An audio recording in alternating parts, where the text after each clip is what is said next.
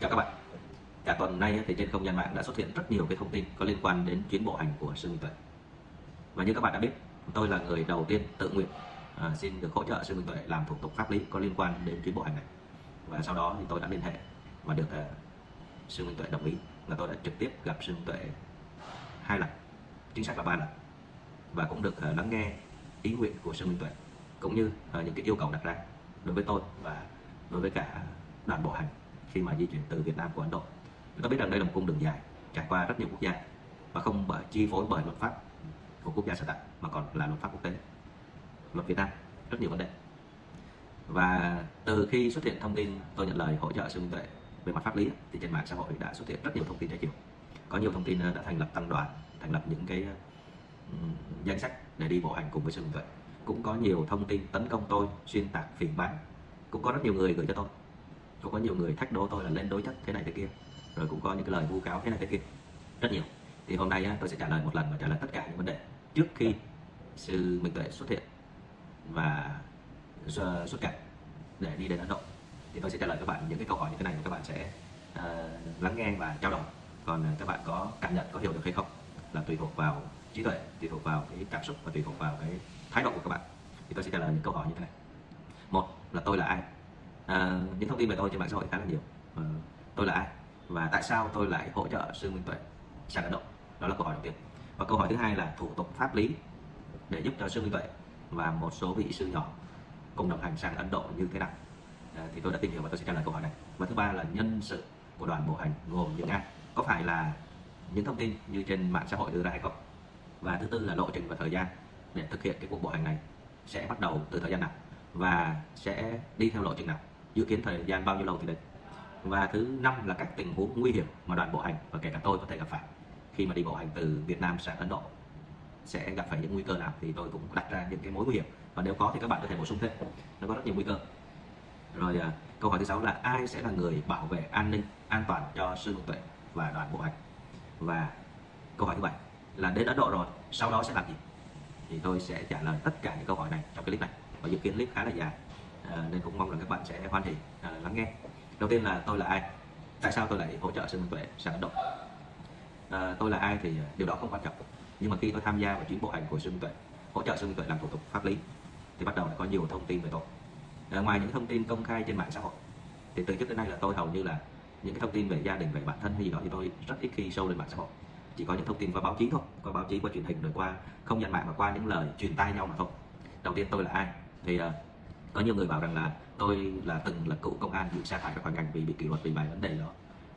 Có người lại bảo rằng là tôi là người được cơ quan an ninh cài vào để đưa đẩy Sư Minh Tuệ ra khỏi lãnh thổ Việt Nam, sau đó có âm mưu để hãm hại Sư Minh Tuệ. Thì đó là hai cái luồng thông tin. Vậy cuối cùng tôi là ai? Thì hôm nay tôi xin công bố rõ với các bạn như thế này. Tôi trước đây từng là sĩ quan an ninh và tôi làm giảng viên tại một trường đại học trong hệ thống của các trường công an. Và chức vụ trước khi nghỉ hưu của tôi là phó trưởng quan và cấp bậc là thượng tá, còn học hàm học vị thì tôi không cần nói đến. Và tôi đủ 25 năm đóng bảo hiểm theo quy định của ngành công an. Thì từ khi mới vào trường, những học viên đại học hoặc trung học là đã thuộc biên chế của ngành công an và sẽ được tham gia đóng bảo hiểm từ đây. Và tôi vào ngày 1 tháng 10 năm 1997 cho đến năm 2022 thì tôi đã đủ tuổi nghỉ về hưu, mà các bạn hay nói là về hưu non. Thì tôi nghỉ chờ một năm là năm 2023, thì đến tháng 11 năm 2023 thì tôi chính thức được nghỉ hưu. Và mức lương hưu của tôi hiện nay là 58%, nó không quá lớn nhưng mà nó cũng giúp cho gia đình một cái khoản. Thì đấy là cái hiện tại cái công việc của tôi. Và hiện nay tôi vẫn là đảng viên, vẫn đang sinh hoạt tại chi bộ đảng. Và những cái thông tin mà xuyên tạc này đó thì các bạn cũng phải cân nhắc, bởi vì tôi bây giờ tôi không có thời gian để kiện cáo, tôi cũng không có thời gian để trả lời những thắc mắc của các bạn. Nhưng khi các bạn vượt qua giới hạn thì các cơ quan chức năng người ta sẽ xử lý, nên các bạn cũng chú ý điều đó. Và tôi cũng mong rằng là sống trong xã hội này thì nếu mà chúng ta nói đúng về nhau, mà nói về cái không tốt của nhau đã là không tốt rồi. Còn nếu như các bạn bịa đặt xuyên tạc về một người nào đó để bôi nhọ nhân phẩm danh dự của người đó thì chắc chắn rằng lương tâm đạo đức của các bạn sẽ bị cắn đứt, và đến một lúc nào đó các cơ quan chức năng pháp luật sẽ trừng phạt các bạn. Còn thông tin về tôi như thế nào thì các cơ quan chức năng, chính quyền địa phương, chi bộ đảng nơi tôi công tác và các cái cơ quan chức năng biết nắm, không đến lượt các bạn phán xét hay là vu cáo xuyên tạc hay là bịa đặt ra một thông tin gì đó tôi làm cho một thế lực nào đó, hay là tôi vẫn là người của cơ quan an ninh, vân vân. Tôi chỉ là một công dân bình thường đã nghỉ hưu và tôi tình nguyện để hỗ trợ Sư Minh Tuệ trên chuyến bộ hành đến Ấn Độ. Còn tại sao các bạn nghĩ là tại sao tôi lại hỗ trợ Sư Minh Tuệ đến Ấn Độ? Tôi đã theo dõi suốt hành trình của Sư Minh Tuệ từ khi ông ấy xuất hiện trên mạng xã hội, và tôi đã để ý tìm hiểu về cái pháp tu cũng như là cái hành trình của Sư Minh Tuệ, và tôi thực sự cảm phục phẩm hạnh của Sư Minh Tuệ, ý chí nghị lực phi thường của một người tu tập theo tín ngưỡng của đạo Phật, theo lời dạy của Đức Phật. Vì vậy tôi kính phục Sư Minh Tuệ, và như nhiều lần tôi đã nói với các bạn rồi, khi tôi kính phục và tôi học được cái gì từ Sư Minh Tuệ thì tôi gọi Sư Minh Tuệ là thầy. Và nếu như chỉ dừng lại ở mức độ đó thì tôi sẽ chỉ giúp đỡ Sư Minh Tuệ về hỗ trợ về mặt pháp lý thủ tục, thì tôi sẽ bỏ tài chính và tôi sẽ bỏ công sức để giúp cho sư có visa đến một số nước mà những cái thủ tục khác tôi sẽ hỗ trợ nhờ vào cái mối quan hệ của tôi đối với bạn bè ở các nước đó, hoặc là các cơ quan sở tại và đầu tư thêm một số tài chính thì có thể giúp được sư bộ hành sang Ấn Độ. Nhưng sau khi tôi gặp Sư Minh Tuệ, tôi đã nhiều lần gặp, ít nhất là 3 lần, và tôi cũng đã ngồi nói chuyện với Sư Minh Tuệ, có những buổi nói chuyện lên đến 3 tiếng đồng hồ, và tất cả những lời nói của Sư Minh Tuệ, thái độ, cảm xúc đều làm cho tôi cảm nhận rằng đây là một người tu tập đúng theo lời dạy của Đức Phật, giữ giới và không vi phạm pháp luật. Và từ những cái cảm xúc, cái nhận thức, cái cảm nhận như vậy thì tôi quyết định rằng tôi sẽ hỗ trợ không chỉ về mặt thủ tục pháp lý mà tôi sẽ hỗ trợ Sư Minh Tuệ trên suốt quãng đường đi từ Việt Nam đến Ấn Độ. Và để được làm được điều này thì cũng không đơn giản. Các bạn biết rằng tôi đang là một đảng viên thì tôi phải xin tạm hoãn sinh hoạt đảng trong vòng 1 năm. Sau đó tôi phải sắp xếp công việc gia đình, đưa đón con cái học hành như thế nào. Rồi tiếp đó là tôi phải sắp xếp công việc ở công ty, giải quyết những cái công việc đang thực hiện ở công ty.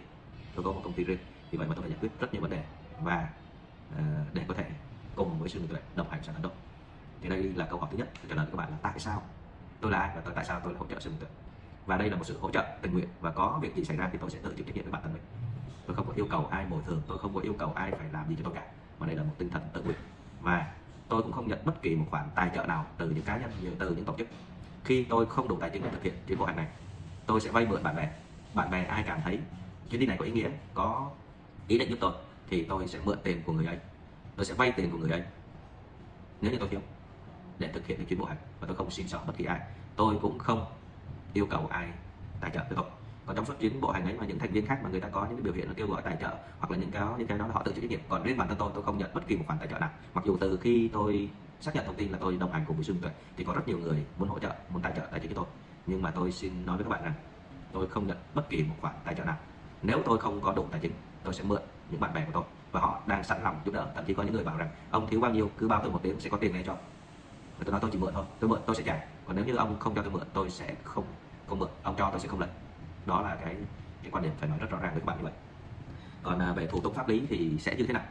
Nếu như các bạn nghĩ rằng là thủ tục pháp lý cho một người để đi bộ hành qua các nước trên cái cung đường từ Campuchia sang Lào, Thái Lan, Myanmar, Bangladesh rồi đến Ấn Độ là chỉ cần xin có hộ chiếu và visa là được, thì các bạn đừng có nghĩ đơn giản như vậy. Hộ chiếu hiện nay thì ai cũng có thể cấp được, và cấp online rất là dễ, trong vòng 10 ngày là chúng ta có hộ chiếu rồi. Và có hộ chiếu thì sẽ có thể đi được 10 nước, đi được các nước ASEAN. Các nước ASEAN ở đây chúng ta chỉ cần hộ chiếu là đi được thôi, cứ ra cửa khẩu lên máy bay là đi được thôi. Nhưng với một đoàn người đi, đoàn người ở đây là tôi sẽ nói giới hạn với đoàn người dưới 10 người, thì nó không còn đơn giản là chuyện du lịch bộ như anh Lê Khả Giác hoặc là anh Lại Ngứa Chân nữa, mà nó sẽ là gì?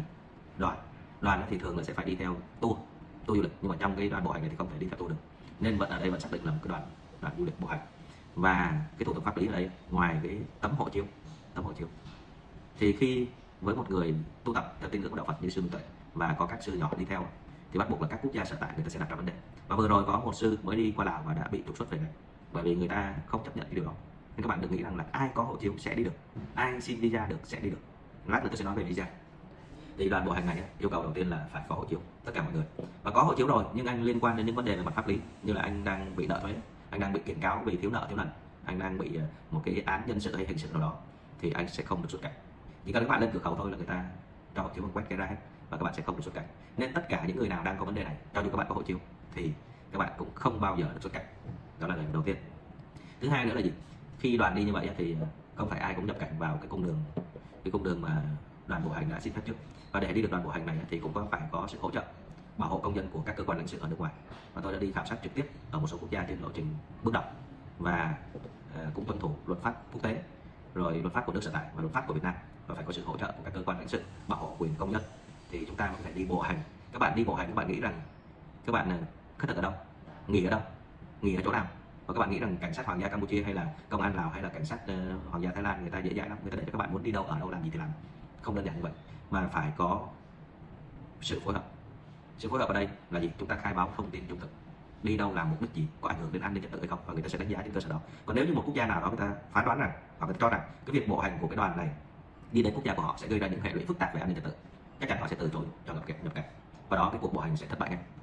Nên đâu có đơn giản như các bạn nghĩ rằng là các bạn có hộ chiếu là các bạn bay qua đó, các bạn gia nhập vào đoàn bộ hành là được, mà tất cả đều phải tuân thủ luật pháp quốc tế, luật pháp của nước sở tại và cái mối quan hệ của lãnh sự Việt Nam với các quốc gia sở tại và bảo hộ quyền công dân thì các bạn mới có thể thực hiện được. Và khi các bạn có hộ chiếu rồi thì hiện nay Sư Minh Tuệ và các sư nhỏ cũng như là những cái thành viên mà dự kiến thì đã có hộ chiếu rồi, thì khi các có hộ chiếu rồi thì sẽ phải xin visa. Xin visa thì hiện nay có hai cách xin visa: e-visa tức là visa điện tử, tức là các bạn chỉ cần đăng ký online, sau đó các bạn có in một cái file PDF ra đến cửa khẩu nào đó các bạn chỉnh. Thứ hai là xin visa dán trực tiếp vào hộ chiếu. Xin visa dán trực tiếp vào hộ chiếu thì phải có người đến trình diện tại đại sứ quán của cái nước mà chúng ta muốn xin nhập cảnh vào đó. Ví dụ như ở Bangladesh thì đại sứ quán ở Hà Nội thì Sư Minh Tuệ phải ra Hà Nội để xin visa. Rồi muốn vào Ấn Độ cũng phải ra Hà Nội để xin visa vào Ấn Độ. Còn nếu không hộ chiếu mà dạng điện tử thì người ta chỉ cấp cho đó và người ta chỉ cho vào một số cái cảng hàng không, đường bộ không, nó giới hạn đi bằng đường không nên không thể nào đi bộ hành được, thì bắt buộc là phải xin visa từ đại sứ quán của Bangladesh tại Hà Nội hay đại sứ quán của Ấn Độ tại Hà Nội. Các bạn cũng có thể xin visa tại quốc gia khác, ví dụ như đến Thái Lan để xin visa đến Bangladesh, hay là đến Thái Lan có thể xin visa của Ấn Độ. Thì chúng tôi chọn cách như thế nào? Nếu như Sư Minh Tuệ ra Hà Nội đến đại sứ quán của Ấn Độ, Bangladesh hay Bhutan hay Nepal xin thì rất khó, tại vì sư không thích đi máy bay, không thích đi xe, mà cái sự hiện diện nó sẽ rất là khó khăn. Thì chúng tôi đã chọn phương án là sẽ làm hộ chiếu làm visa nhập cảnh các nước tại Thái Lan, tại Myanmar, tại Campuchia, tại Lào, đến nơi nào đó mà có thể xin visa được vào các quốc gia kia thì chúng tôi sẽ làm. Đến một quốc gia nào đó có đại sứ quán của các nước đặt tại đó thì chúng tôi sẽ làm ở đại sứ quán này không được sẽ làm ở đại sứ quán khác. Vì vậy mà hỗ trợ thủ tục pháp lý ở đây nó phải xuyên suốt hành trình như vậy, chứ không phải bây giờ các bạn muốn xin visa vào các nước đó các bạn đi đến đại sứ quán hay các bạn nhờ dịch vụ thì tốn rất nhiều tiền. Tôi không đủ tiền để làm cái việc đó nên tôi sẽ phải có một cái cách làm nó khoa học và hiệu quả hơn, thì sẽ đến xin visa ở các quốc gia mà chúng tôi đi đến, và đương nhiên là phải nhờ sự hỗ trợ của các cơ quan lãnh sự của Việt Nam tại các quốc gia đó. Đó là cái thủ tục như vậy và nó không phải đơn giản. Còn nếu như các bạn thấy rằng có những người bộ hành xin visa thì người ta vào tới cửa khẩu, một số cửa khẩu người ta đuổi ngay, các bạn không vào được. Nên là tốt nhất là ai mà có ý định để đồng hành hay gì đấy chúng ta phải tính toán rất kỹ những thủ tục pháp lý này, nó không đơn giản như các bạn nghĩ.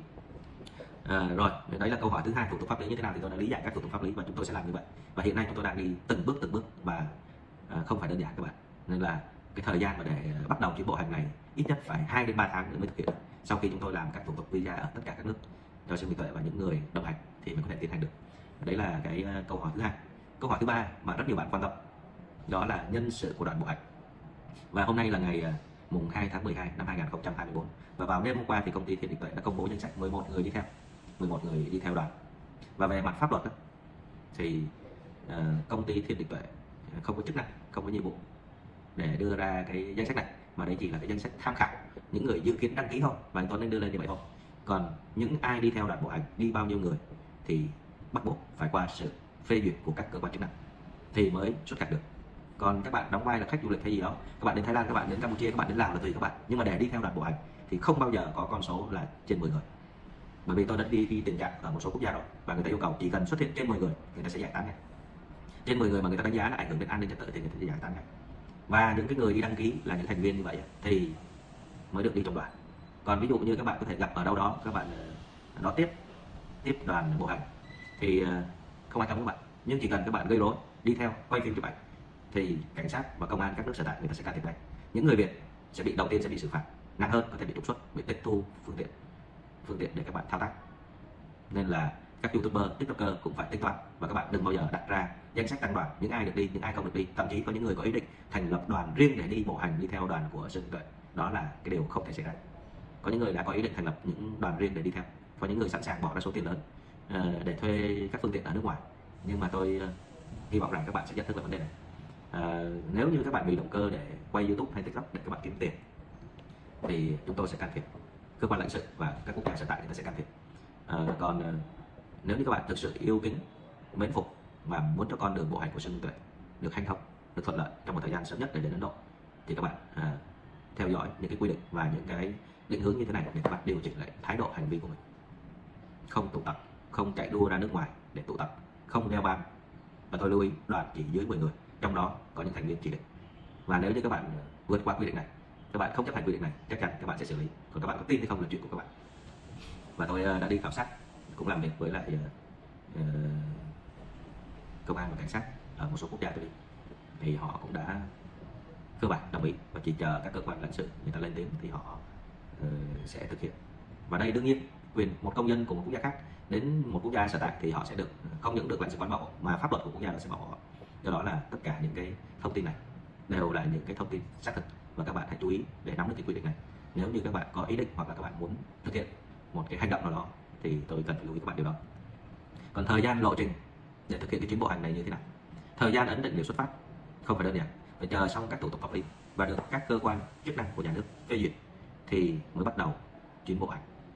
Và với cái tiến độ như thế này, bây giờ tôi mới đi khảo sát được có 2 quốc gia thôi, và tới đây tuần tới tôi sẽ đi tiếp tục qua khoảng 4 quốc gia nữa. Và đương nhiên là trên các chuyến hành trình như vậy tôi sẽ khảo sát khoảng 25 cây số thì sẽ có những cái điểm để khất thực, để nghỉ buổi tối thì tôi sẽ phải khảo sát. Và trong quá trình đó tôi sẽ khảo sát nhờ bà con Việt kiều hoặc là những người mà yêu mến sự minh tuệ, họ sẽ giúp đỡ tôi vừa khảo sát vừa sắp xếp địa điểm để có thể qua tất cả các quốc gia. Thì các bạn thấy là tôi đi chuyến đi Campuchia, đi Lào của tôi kéo dài 4 ngày để khảo sát các địa điểm, đó là những cung đường ngắn. Còn chuyến đi Thái Lan là từ Thái Lan thì được công dân các nước ASEAN thì được vào Thái Lan trong vòng 60 ngày. Và quãng đường di chuyển tôi tính từ Lào đến Thái Lan, từ Lào đến Bangkok là 670 cây, 690 cây. Từ Thái Lan ra đến cửa khẩu của Myanmar 400 cây nữa. Thì sẽ phải khảo sát mất khoảng 1 tuần, 2 tuần. Và sau đó thì tôi sẽ phải nắm tình hình chiến sự ở Myanmar như thế nào, rồi sẽ phải tiếp tục khảo sát con đường đi ở đó.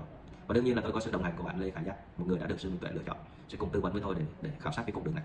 Và cái giai đoạn khảo sát này thì anh Lê Khả Giác anh chưa đi, bởi vì con chăm sóc cho vợ anh sắp sinh thì các bạn đã biết rồi, nên chưa đi mà chỉ được tôi thôi. Và bên cạnh đó tôi nhận được sự hỗ trợ của những người âm thầm giúp đỡ, những hướng dẫn viên du lịch, những người dẫn tour du lịch đã từng đi cung đường này, tất cả về mặt thủ tục pháp lý, và có rất nhiều người hỗ trợ tôi, bảo anh cần gì anh cứ nói em hỗ trợ được gì em hỗ trợ hết. Thì cái đây các bạn phải thấy rằng là không chỉ tôi được sự ủng hộ của các bạn mà được rất nhiều người ủng hộ trên các cái cung đường, kể cả việc đi khảo sát. Thì chắc chắn rằng tôi sẽ phải đi khảo sát các cung đường đó, đặc biệt là tuyến đường qua Myanmar, nơi chiến sự đang xảy ra ở phía Bắc. Và cái điều kiện nhập cảnh vào Myanmar hiện nay rất là khó khăn, không chỉ có hộ chiếu là được mà bắt buộc phải xin, mặc dù là nước ASEAN nhưng vẫn phải xin visa giấy để đi vào Myanmar, sau đó mới qua là đi lên phía Bắc thì nguy hiểm, vậy sẽ phải băng qua Bangladesh và sẽ phải tìm cái con đường nó như thế nào. Thì cái thời gian mà khảo sát như vậy rất tốn thời gian, nên các bạn đừng xôn xao thành lập tăng đoàn hay là háo hức để chuẩn bị sang Campuchia, sang Lào trong một vài ngày tới, trong một vài tháng tới, hay là những youtuber đang canh xung quanh công ty Thiên Định Tuệ để xem đoàn đi nước nào, thì tôi khuyên các bạn rằng các bạn đang uổng công, bởi vì kế hoạch bây giờ vẫn chỉ nằm trên giấy và chưa được phê duyệt, nên là có rất nhiều thứ phải giải quyết mới có thể đi được. Rồi câu hỏi thứ 5 là các tình huống nguy hiểm có thể xảy ra thì sẽ phải xử lý như thế nào. Đầu tiên là các bạn lo ngại là sư minh tuệ đi ra nước ngoài, như vậy thì sẽ gặp những tình huống nguy hiểm, như là sẽ bị kẻ xấu tấn công, như là bị người đeo bám, như là trong đoàn có thành viên bị bệnh, bị ốm, thậm chí là bị đột tử, nguy hiểm đến tính mạng, sức khỏe, thậm chí sư minh tuệ cũng có thể bị ốm đau, bệnh tật, thậm chí là có thể là có những tình huống khó vượt qua được. Thì tất cả những tình huống đó đều có thể xảy ra, mức độ nguy hiểm có thể xảy ra. Thậm chí khi các bạn đeo bám, cố tình đeo bám như vậy, người ta thấy gây rối an ninh trật tự, người ta sẽ buộc phải xuất cảnh ra khỏi quốc gia sở tại. Thì lúc đó chúng tôi sẽ xử lý như thế nào? Chúng tôi đã lên phương án để xử lý, và đương nhiên là những tình huống đó sẽ có tất cả bài toán đều có lời giải, và tất cả tình huống đều có cách xử lý theo thượng sách, hạ sách và trung sách, thậm chí phải có những phương án dự phòng ABCD gì đó. Thì cái này tôi xin phép không tiết lộ. Đương nhiên là các bạn sẽ lường trước những tình huống nguy hiểm đối với đoàn bộ hành, và đặc biệt là đối với sư minh tuệ. Rồi câu hỏi thứ 6 là ai sẽ là người bảo vệ sư minh tuệ? Thì tôi vẫn khẳng định lại là giữ giới luật của đạo Phật, và cái việc giữ giới luật, giữ phẩm hạnh và giữ cho mình không vi phạm pháp luật là có thể nói là một cái bình phong, là một chỗ dựa vững chắc nhất của sư minh tuệ. Không thể dựa vào ai khác mà phải dựa vào chính sư minh tuệ. Sư minh tuệ giữ giới có kiên trì trên con đường bộ hành hay không, có ý chí quyết tâm nghị lực hay không, thì chính sư minh tuệ mới bảo vệ được mình. Điều thứ hai là sư minh tuệ vẫn là công dân Việt Nam, được pháp luật Việt Nam bảo vệ, được lãnh sự của Việt Nam ở các nước sở tại bảo hộ quyền công dân. Và sư minh tuệ ngoài việc là một công dân nước ngoài đến nước sở tại thì cũng là một người mà nổi tiếng trong thời gian vừa qua. Vì vậy các quốc gia sở tại người ta sẽ chú ý, do đó người ta sẽ có những cái kế hoạch để bảo đảm an ninh trật tự khi các đoàn bộ hành đi qua. Do đó là những cái cơ sở để bảo vệ sư minh tuệ thì như tôi đã nói, ngoài ra thì đi theo đoàn thì sẽ có những người sẽ bảo vệ cho sư minh tuệ, các cái sư nhỏ đi theo, và có một hai người cũng khá là chuyên nghiệp đi theo đoàn để bảo vệ an toàn. Và đương nhiên chúng tôi sẽ không được đem theo vũ khí, không được đem theo những cái phương tiện mà các quốc gia sẽ tải cấp, nên chúng tôi sẽ tận dụng tất cả những cái phương tiện kỹ thuật hợp pháp để có thể bảo vệ được sự minh tuệ và an toàn cũng như là những cái thành viên. Thì có thể nói rằng là gì? Hoàn toàn có cơ sở để bảo đảm an toàn cho sự minh tuệ cho dù có những tình huống nguy hiểm xảy ra. Còn khi đi qua một quốc gia đang nội chiến như ở Myanmar thì chúng tôi biện pháp duy nhất là tránh đi ở những nơi nguy hiểm. Thậm chí nếu kéo dài tình trạng đó, người ta không cho nhập cảnh thì cũng phải đi vòng vòng ở các nước ASEAN khác. Đó là cái tình huống đặt ra như vậy. Thì khi mà đoàn tham gia cái đoàn bộ hành này thì mọi người sẽ cần phải tham gia không chỉ bảo đảm cho an toàn của sự minh tuệ mà phải chính bản thân mình nữa. Nên đấy là cái câu hỏi số 6. Câu hỏi số 7 là đến Ấn Độ rồi, sau đó làm gì? Đến Ấn Độ rồi thì chúng tôi sẽ xin visa cho sự minh tuệ đến Nepal, Bhutan. Ở Nepal thì nó giáp với Himalaya, Bhutan nó cũng giáp, mà đó là cái ước nguyện của sự minh tuệ sẽ ẩn tu tại Himalaya. Và hộ chiếu của visa của Ấn Độ thì 5 năm, Nepal và Bhutan cũng tương tự như vậy, nhưng mà Nepal mới vào được Bhutan thì lúc đấy chúng tôi sẽ tính toán cái thủ tục pháp lý, thậm chí là gia hạn, và sẽ nhờ các cơ quan lãnh sự giúp đỡ để giúp cho sư minh tuệ có thể bộ hành trên các quốc gia đó một cách thuận lợi nhất. Và khi đến Ấn Độ thì chúng tôi chỉ giúp trên thủ tục pháp lý, còn sau đó thì sư sẽ tự bộ hành và đi qua các quốc gia còn lại, và đến lúc đó thì mới kết thúc hành trình cái chuyến bộ hành từ Việt Nam sang Ấn Độ. Còn sau đó sư minh tuệ có trở về Việt Nam hay không, bằng con đường nào thì chúng tôi chưa biết được. Và cái sứ mệnh của đoàn bộ hành là hỗ trợ sư minh tuệ đi đến Ấn Độ. Thì đây là toàn bộ câu chuyện, toàn bộ những vấn đề, những câu hỏi mà tôi giải đáp với các bạn. Còn đương nhiên, kể cả khi tôi nói rõ ràng như vậy rồi vẫn có người vào tấn công, kể cả khi tôi nói rõ ràng như vậy rồi nhưng vẫn có người cố tình thực hiện sai hoặc là sai cái định hướng, thì đó là tùy vào các bạn. Tôi không có quyền ngăn cấm, nhưng làm bất cứ việc gì thì chúng ta đều phải nghĩ đến hậu quả của nó. Và nói như sư minh tuệ, có đi được Ấn Độ hay không thì tôi vẫn vui vẻ, mà không đi được Ấn Độ tôi vẫn vui vẻ đón nhận. Sư nói như vậy, có được khất thực hay không thì sư vẫn vui vẻ, mà không được đi khất thực sư vẫn vui vẻ đón nhận. Và câu cuối của tôi đó là gì? Chuyến bộ hành đến Ấn Độ có thành công hay không vẫn vui vẻ đón nhận. Chuyến bộ hành đến Ấn Độ có thất bại vẫn vui vẻ đón nhận, và coi đó là một trải nghiệm và thử thách. Cảm ơn các bạn. Clip hơi dài, cảm ơn các bạn đã lắng nghe.